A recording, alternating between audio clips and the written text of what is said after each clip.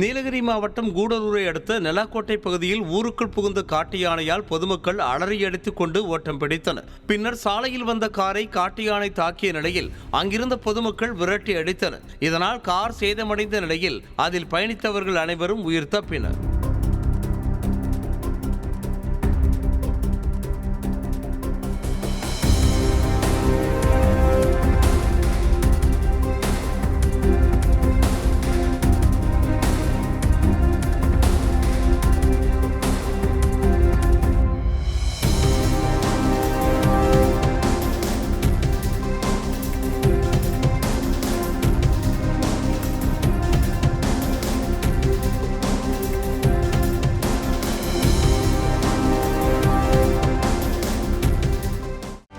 செய்திகளை உடனுக்குடனும் துல்லியமாகவும் தெரிந்து கொள்ள சப்ஸ்கிரைப் பண்ணுங்க.